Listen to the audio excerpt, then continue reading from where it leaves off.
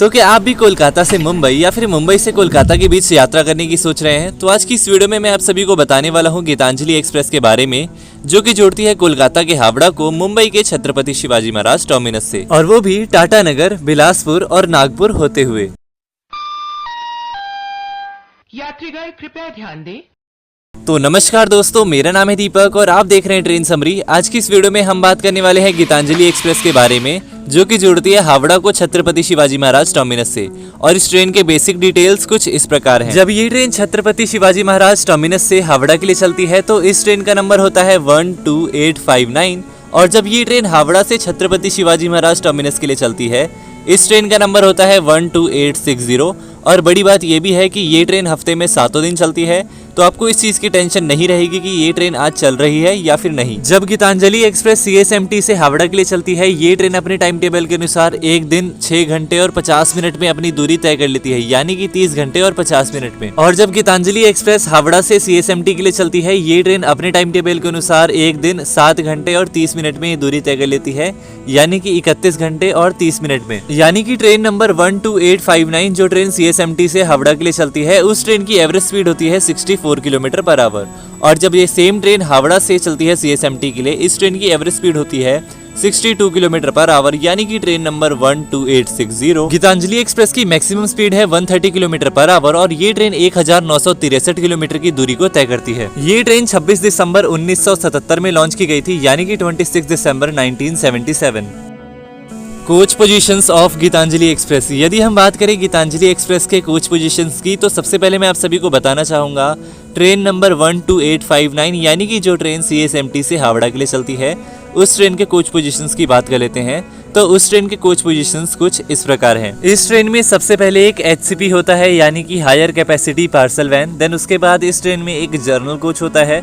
उसके बाद इस ट्रेन में स्लीपर के कोचेस शुरू हो जाते हैं, जैसे कि S7, S6, S5, S4, S3, S2 and S1, यानी कि 7 स्लीपर के कोचेस होते हैं। देन उसके बाद एक PC यानी कि पेंट्री कार होती है इस ट्रेन में, यानी कि इस ट्रेन में आपके लिए खाने पीने की व्यवस्था हो सकती है। उसके बाद इस ट्रेन में M3, M2 and M1 third AC economy के 3 कोचेस होते हैं। देन उसके बाद इस ट्रेन में 5 थर्ड AC के कोचेस होते हैं, B5, B4, B3, B2 and B1, कुछ इस ऑर्डर में। उसके बाद इस ट्रेन में 2 सेकंड AC के कोचेस होते हैं, A2 एंड A1, जो कि सेकंड AC के होते हैं, मैंने आपको बता दिया। उसके बाद इस ट्रेन में एक लास्ट में होता है जनरल का कोच, यानी कि ये ट्रेन का कोच रिजर्व नहीं होता है। देन इसके बाद इसमें हो जाता है एक SLR, यानी कि सीटिंग एंड लगेज। और वहीं अगर हम दूसरी ओर से बात करें, जब ये ट्रेन हावड़ा से CSMT मुंबई के लिए चलती है, इस ट्रेन का नंबर हो जाता है 12860, और इस ट्रेन के कोच पोजीशंस कुछ इस ऑर्डर में चलते हैं। सबसे पहले इस ट्रेन में होता है एक SLR, यानी कि सीटिंग एंड लगेज। उसके बाद इस ट्रेन में एक जनरल डिब्बा होता है, जनरल का कोच होता है। देन उसके बाद इस ट्रेन में 2 सेकंड AC कोचेस होते हैं, A1 एंड A2 के इस ऑर्डर में। उसके बाद इस ट्रेन में 5 थर्ड AC कोचेस होते हैं, कुछ इस ऑर्डर में, B1, B2, B3, B4 and B5। उसके बाद इस ट्रेन में 3 थर्ड AC इकोनॉमी के कोचेस होते हैं, M1, M2, M3 इस ऑर्डर में। उसके बाद इस ट्रेन में पेंट्री कार होती है, खाने पीने की व्यवस्था आपके लिए इस ट्रेन में भी हो सकती है। देन इसके बाद इस ट्रेन में स्लीपर के कोचेस शुरू हो जाते हैं, जो कि कुछ इस ऑर्डर को फॉलो करते हैं, S1, S2, S3, S4, S5, S6 and S7, यानी कि इस ट्रेन में 7 स्लीपर के कोचेस होते हैं। उसके बाद इस ट्रेन में एक जनरल कोच होता है। देन उसके बाद हायर कैपेसिटी पार्सल वैन, यानी कि एक HCP कोच होता है। और मैं आप सभी को बताना चाहूँगा कि गीतांजलि एक्सप्रेस में आप फर्स्ट AC की टिकट बुकिंग नहीं कर सकते हो, क्योंकि इसमें फर्स्ट AC का कोई भी कोच नहीं होता है। Route and time table of Gitanjali express. यदि हम बात करें गीतांजलि एक्सप्रेस के रूट एंड टाइम टेबल के बारे में, तो मैं आप सभी को सबसे पहले एक चीज़ बताना चाहूँगा कि गीतांजलि एक्सप्रेस के बहुत सारे स्टॉपेजेस हैं। एक साइड से 24 स्टॉपेजेस यानी 24 स्टॉपेजेस हैं, और दूसरी साइड से इसके 25 स्टॉपेजेस हैं, यानी कि 25। तो मैं आप सभी को ये बताना चाहूँगा कि बहुत ही सारे स्टॉपेजेस होने के कारण मैं आप सभी को पूरे तो नहीं बताऊँगा, पर आप सभी को कुछ इंपॉर्टेंट मैं आपको अनाउंस कर दूंगा। बाकी मैं आप सभी को डिस्प्ले पे शो कर दूंगा सारे स्टेशनों को, 25 के 25 और 24 के 24 आपको स्टेशन में अपनी मोबाइल पे डिस्प्ले कर दूंगा। वहाँ से आप सारे स्टेशनों को देख सकते हो। बाकी मैं कुछ इंपॉर्टेंट स्टेशनों का नाम लेके किस टाइम पे रुकती है वो आपको बता देता हूँ। तो चलिए पहले हम बात कर लेते हैं गीतांजलि एक्सप्रेस, जो कि चलती है छत्रपति शिवाजी महाराज टर्मिनस से हावड़ा के लिए, यानी कि ट्रेन नंबर 12859। तो इस ट्रेन का टाइम टेबल कुछ इस प्रकार है। सबसे पहले ये ट्रेन छत्रपति शिवाजी महाराज टर्मिनस से प्लेटफॉर्म नंबर 18 से सुबह के 6 बजे निकल जाती है छत्रपति शिवाजी महाराज टर्मिनस से। दादर में रुकने के बाद ये ट्रेन पहुंच जाती है कल्याण जंक्शन, जो कि 6:52 पर पहुंच जाती है। देन उसके बाद ये ट्रेन नासिक रोड पे पहुंच जाती है सुबह के 9:25 पर। सुबह के 11:58 पर ये ट्रेन पहुंच जाती है जलगांव में। और उसके बाद ये ट्रेन थोड़ा आगे जाती है, वहाँ पे ये ट्रेन रुक जाती है अकोला जंक्शन में, जो ये ट्रेन रुक जाती है 14:40 पर। उसके बाद ये ट्रेन एक इंपॉर्टेंट स्टेशन यानी कि नागपुर में रुकती है। नागपुर में इसका स्टॉपेज होता है रात के 18:55 यानी कि शाम के 6:55 पर। उसके बाद थोड़ा आगे चलने के बाद ये ट्रेन पहुंच जाती है दुर्ग में। दुर्ग में इसका स्टॉपेज होता है 22:50 यानी कि रात के 10:50 पर। उसके बाद ये ट्रेन रायपुर में पहुंचती है रात के 11:30 यानी कि 23:30 पर। उसके बाद इस ट्रेन का अगला स्टॉपेज होता है बिलासपुर जंक्शन में, जो ये रात के 1:25 पर पहुंच जाती है वहाँ पे। उसके बाद थोड़ा आगे जाने के बाद ये ट्रेन पहुंच जाती है टाटा नगर, थोड़े स्टॉपेजेस पर रुकने के बाद, जो ये ट्रेन पहुंच जाती है सुबह के 8:13 पर। उसके बाद इसका अगला स्टॉपेज होता है देन उसके बाद ये ट्रेन पहुंच जाती है संतरागाछी, जो ये पहुंच जाती है 11:48 सुबह के। और फाइनली अपने फाइनल डेस्टिनेशन यानी कि हावड़ा जंक्शन में ये ट्रेन प्लेटफॉर्म नंबर 21 में पहुंच जाती है 12:50 यानी कि दिन के 12:50। और वहीं दूसरी ओर से बात करें यानी कि जो ट्रेन हावड़ा से छत्रपति शिवाजी महाराज टर्मिनस के लिए चलती है यानी कि ट्रेन नंबर 12860, इस ट्रेन का टाइम टेबल कुछ इस प्रकार है। सबसे पहले ये ट्रेन हावड़ा जंक्शन से निकल जाती है 13:50 पर प्लेटफॉर्म नंबर 21 से। देन इस ट्रेन एक स्टॉपेज पर रुकने के बाद पहुंच जाती है टाटा नगर जंक्शन, जो कि ये शाम के 5:20 यानी कि 17:20 पे पहुंचती है। देन ये ट्रेन कुछ स्टॉपेजेस पे रुकती है। देन ये ट्रेन रुक जाती है रायगढ़ में 22:57 यानी कि रात के 10:57 पर। बिलासपुर जंक्शन में ये ट्रेन रात के 1:05 पर रुकती है। रायपुर जंक्शन में ट्रेन 2:45 पर। दुर्ग में इसका स्टॉपेज होता है 3:45 पर। और देन कुछ स्टॉपेजेस पे रुकने के बाद ये ट्रेन एक मेन स्टॉपेज यानी कि नागपुर में पहुंच जाती है सुबह के 7:40 पर। उसके बाद ये ट्रेन कुछ स्टॉपेजेस पे रुकती है अकोला जंक्शन में, इसका स्टॉपेज होता है 11:30 पर। कुछ स्टॉपेजेस पे रुकने के बाद ये ट्रेन पहुंच जाती है जलगांव में, जहां पे इसका स्टॉपेज होता है 14:18 पर।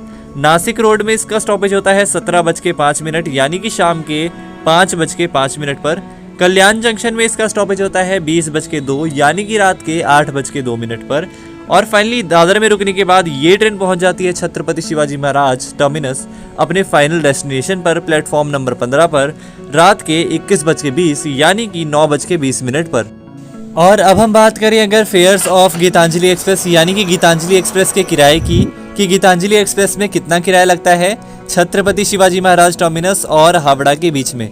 अगर आप इन दोनों स्टेशनों के बीच में ट्रैवल करना चाहते हो तो फेयर्स कुछ और होंगे। बाकी अगर आप डेस्टिनेशन से सोर्स तक के बीच में ट्रैवल करना चाहते हो तो उसके किराए में आप सभी को मोबाइल स्क्रीन पर डिस्प्ले कर देता हूँ कि छत्रपति शिवाजी महाराज टर्मिनस से डायरेक्ट हावड़ा तक के बीच में कितना किराया लगता है, चाहे वो सेकंड एसी हो, थर्ड एसी हो, third AC economy, sleeper coach, general coach, सारे ही कोचेस के आप अपनी फेयर्स अपनी मोबाइल स्क्रीन पर देख सकते हो। मैं आप सभी को पहले बताना चाहूँगा कि इस ट्रेन में फर्स्ट एसी कोच नहीं है, इसीलिए आप फर्स्ट एसी का प्राइस इसमें नहीं देख पाओगे। Reservation quotas for senior citizen and ladies, अगर आप इस ट्रेन में रिजर्वेशन कोटा ढूंढ रहे हो सीनियर सिटीजन या फिर लेडीज के लिए, तो मैं आप सभी को बताना चाहूँगा कि इस ट्रेन में आप सभी को रिजर्वेशन कोटा मिल जाएगा। पर आप सभी को कितना टाइम लगेगा, चलिए मैं आप सभी को बता देता हूँ। तो अगर आप लेडीज़ का टिकट ढूंढ रहे हो तो मैं आप सभी को बताना चाहूँगा लेडीज़ टिकट के लिए लगभग कम से कम आप सभी को 3 हफ्ते वेट करना पड़ेगा। 3 हफ्ते बाद ही आई थिंक आप सभी को कंफर्म टिकट मिल पाएगी। पर मैं आप सभी को बोलूँगा कि अगर आप ढूंढ रहे हो तो आप ढूंढते रहिएगा, हो सकता है आपका लक अच्छा हो और आप सभी को कभी बीच में भी मिल जाए। अगर आपको बीच में मिल गया तो और बहुत बढ़िया बात है, क्योंकि कभी कभी ऐसा लक अच्छा होता है और आप सभी को मिल भी जाता है। और अगर आप इस ट्रेन में सीनियर सिटीजन का कोटा ढूंढ रहे हो तो मैं आप सभी को बताना चाहूँगा कि इस ट्रेन में आप सभी को सीनियर सिटीजन का कोटा मिल जाएगा, पर उसके लिए आप सभी को लगभग 1 हफ्ता वेट करना पड़ेगा। 1 हफ्ते बाद आप सभी को सीनियर सिटीजन का कोटा अवेलेबल हो जाता है मोस्टली। आप ट्राई करते रहिएगा, हो सकता है बीच में भी आपको कभी मिल जाए, पर सीनियर सिटीजन का कोटा मोस्टली 1 हफ्ते में आप सभी को अवेलेबल हो जाता है। कभी कभी ऐसा भी हो सकता है कि आप सभी को 1 हफ्ते के बाद मिले, तो मैं आप सभी को बोलूँगा कि 7 दिन के आसपास आप सभी को मिलना शुरू हो जाता है। आप ट्राई कर सकते हो, उसके बाद आपका लक। और अब हम अगर बात करें गीतांजलि एक्सप्रेस के कुछ कॉम्पिटिटर ट्रेन्स की कि कौन कौन से ऐसी ट्रेनें हैं जो कि इसे कॉम्पिटिट करती है छत्रपति शिवाजी महाराज टर्मिनस से हावड़ा तक के बीच में, तो मैं आप सभी को बताना चाहूँगा कुछ 2-3 ट्रेनें हैं जो कि काफ़ी अच्छी है और काफ़ी अच्छे समय पे आप सभी को ट्रैवल भी करा सकती हैं और काफ़ी अच्छी तरह से इसे कॉम्पिटिट भी करती है। कई बार ऐसा होता है कि गीतांजलि एक्सप्रेस काफ़ी लेट चलती है कभी कभी, हमेशा नहीं कह रहा मैं, पर कभी कभी ऐसा हो सकता है मोस्टली। तो मैं आप सभी को बताना चाहूँगा कुछ ऑल्टरनेटिव ऑप्शंस जो कि आप सभी के लिए ठीक ठाक रह सकते हैं उस समय के लिए। वैसे तो गीतांजलि एक्सप्रेस काफ़ी परफेक्ट ट्रेन है, मोस्टली ये लेट ज़्यादा नहीं होती है। और ऑल्टरनेटिव ट्रेनों के बारे में भी आप सभी को पता होना चाहिए, क्योंकि अगर आप उस ट्रेन से ट्रैवल ना कर पाओ तो दूसरी ट्रेनों से ट्रैवल कर सकते हो। तो सबसे पहले मैं आप सभी को बताना चाहूँगा Kolkata mail and Mumbai mail के बारे में। दरअसल दोनों एक ही ट्रेन है, एक साइड से उसका नाम कोलकाता मेल होता है और दूसरी साइड से इसका नाम मुंबई मेल हो जाता है। तो मैं आप सभी को बताना चाहूँगा ये ट्रेन काफ़ी लंबे समय ले लेती है आपका और दूसरे रूट से चलती है। ये ट्रेन 200 किलोमीटर ज़्यादा चलती है, इसीलिए ये ट्रेन लेट हो जाती है थोड़ा ज़्यादा। मैं आप सभी को बताना चाहूँगा कि गीतांजलि एक्सप्रेस उसके मुकाबले काफ़ी अच्छी रहेगी। और एक दूसरी ट्रेन है हावड़ा छत्रपति शिवाजी महाराज टर्मिनस मेल। ये ट्रेन भी एक मेल ट्रेन है और मैं आप सभी को बताना चाहूँगा ये ट्रेन सेम टू सेम इसी रूट को फॉलो करती है जिस रूट को गीतांजलि एक्सप्रेस फॉलो करती है, यानी कि 1963 किलोमीटर। और मैं आप सभी को बताना चाहूँगा वो ट्रेन लगभग आप सभी को 1 से 2 घंटा इसके मुकाबले लेट ले जाती है। पर मैं आप सभी को बताना चाहूँगा जब ये ट्रेनें लेट चलती है तो मोस्टली दोनों ही ट्रेनें लेट चलती है। और अगर आप सभी के लिए टाइम बहुत ज़्यादा इंपॉर्टेंट है तो मैं आप सभी को बताना चाहूँगा हावड़ा दुरंतो एक्सप्रेस के बारे में, जो कि हावड़ा से CSMT तक के बीच में चलती है। पर ये कुछ ही दिन चलती है। बाकी जो 2 ट्रेनों के बारे में मैंने आप सभी को बताया मेल ट्रेनों के बारे में, वो डेली बेसिस पे चलती है। पर दुरंतो एक्सप्रेस डेली बेसिस पे नहीं चलती है, ये कुछ दिन गैप ले लेके चलती है। और दुरंतो एक्सप्रेस की बड़ी बात ये भी है कि ये ट्रेन आप सभी को लगभग 30 घंटे के अंदर आप सभी को ट्रैवल करा सकती है मुंबई और कोलकाता के बीच। और यदि बात की जाए टूरिस्ट प्लेसेस इन कोलकाता और मुंबई, तो पहले मैं आप सभी को बोलना चाहूँगा कोलकाता के बारे में। कोलकाता में कौन कौन से टूरिस्ट प्लेसेस हैं जो कि आप यहाँ पे ट्रैवल कर सकते हो, काफ़ी बढ़िया रहेगा आप सभी के लिए। तो मैं आप सभी को बताना चाहूँगा कुछ टूरिस्ट प्लेसेस जो कि पहले फ्री हैं और उसके बाद मैं आप सभी को पेड वाले बताऊंगा। हावड़ा ब्रिज, बिरला मंदिर, साथ ही साथ कालीघाट मंदिर, शक्तिपीठ, श्री श्री राधा गोविंद टेम्पल, इस्कॉन कोलकाता। और अगर आप वेस्ट बंगाल आए ही हो तो मैं आप सभी को बोलना चाहूँगा कि आप सभी को वेस्ट बंगाल के सबसे बड़े टेम्पल में जरूर से जाना चाहिए, जो कि है TOVP यानी कि टेम्पल ऑफ वैदिक प्लेनेटोरियम। बट ये टेम्पल अभी अंडर कंस्ट्रक्शन में है, इसका मोस्टली काम पूरा हो चुका है जब तक मैं ये वीडियो शूट कर रहा हूँ तब तक। और मैं आप सभी को बताना चाहूँगा अगर आप प्लान कर रहे हो इस टेम्पल में जाने का तो आप पूरी जानकारी जरूर से कलेक्ट कर लीजिएगा कि ये टेम्पल खुला है या फिर नहीं, ताकि आप सभी को थोड़ी आसानी हो। और अब हम बात कर लेते हैं कुछ पेड एंट्री टूरिस्ट प्लेसेस की, जहाँ पे एंट्री पेड है, आप सभी को पैसे देने पड़ेंगे एंट्री के लिए। Indian museum, Victoria memorial, science city, geological garden, airport और साथ ही साथ इको पार्क भी ऐसी प्लेसेस है जो कि पेड है। ये तो मैंने बस कुछ ही प्लेसेस के नाम बताए थे, बाकी ऐसे और भी बहुत सारे टूरिस्ट प्लेसेस है जो कि मैंने अभी नहीं बताए हैं। सारी वीडियो में कवर कर पाना बहुत ज्यादा मुश्किल था, इसीलिए आप अपनी तरफ से भी डिस्कवर कर सकते हो। बाकी आप इन टूरिस्ट प्लेसेस पे विजिट कर सकते हो। और अब हम बात कर लेते हैं टूरिस्ट प्लेसेस इन मुंबई। अगर मुंबई में टूरिस्ट प्लेसेस की बात की जाए तो मैं कुछ टूरिस्ट प्लेसेस बता देता हूं जो कि आप सभी के लिए अच्छा रह सकता है। इसमें से कुछ टूरिस्ट प्लेसेस पेड हैं, यानी उसमें आप सभी को एंट्री फी देनी पड़ेगी, और कुछ फ्री हैं। तो मैं आप सभी को पहले फ्री वाले बता देता हूँ। Gateway of Mumbai, Shri Siddhivinayak temple, Mahalakshmi temple और साथ ही साथ इस्कॉन जुहू जो कि मुंबई में ही है। और कुछ पेड प्लेसेस जहाँ पे आप सभी को एंट्री के लिए पैसा देना पड़ेगा, कुछ ऐसी जगह है जैसे कि Chhatrapati Shivaji Maharaj Vastu Sangrahalaya, Rajiv Gandhi national park, Elephanta caves. और इसके अलावा भी ऐसे बहुत सारे टूरिस्ट प्लेसेस हैं जो कि आप मुंबई में डिस्कवर कर सकते हो। वीडियो बहुत ज्यादा लंबी ना हो जाए इसीलिए फिलहाल मैं इतने ही बता रहा हूँ। माई सजेशंस ऑन गीतांजलि एक्सप्रेस। अगर आप गीतांजलि एक्सप्रेस से ट्रैवल करने के बारे में सोच ही चुके हो, अगर आपने सोचा है कि गीतांजलि एक्सप्रेस से ट्रैवल करना है, तो मैं आप सभी को कुछ बातें बताना चाहूँगा जो कि गीतांजलि एक्सप्रेस के लिए काफ़ी ज़्यादा खास है। तो चलिए मैं आप सभी को पहली बात बताता हूँ। गीतांजलि एक्सप्रेस एक बहुत बढ़िया ट्रेन है आप सभी के लिए, अगर आप इस ट्रेन से ट्रैवल करना चाहो, क्योंकि गीतांजलि एक्सप्रेस आपके पैसे भी बचाती है और साथ ही साथ आपका समय भी। हावड़ा दुरंतो एक्सप्रेस के बाद ये ट्रेन एक ऐसी ट्रेन है जो कि आप सभी के पैसे बचा सकती है और आप सभी का समय भी। हावड़ा दुरंतो एक्सप्रेस आपको जल्दी पहुंचा तो देगा, पर आप सभी के पैसे थोड़े ज़्यादा लग सकते हैं उस ट्रेन में, क्योंकि वो थोड़ी प्रीमियम टाइप की ट्रेन है। और मैं आप सभी को दूसरी बात ये बताना चाहूँगा कि गीतांजलि एक्सप्रेस से पहले आप सभी को लगभग कोई भी ट्रेन ना पहुँचा पाए, क्योंकि गीतांजलि एक्सप्रेस आप सभी को लगभग 1 दिन और 8 घंटे में पहुँचा सकती है।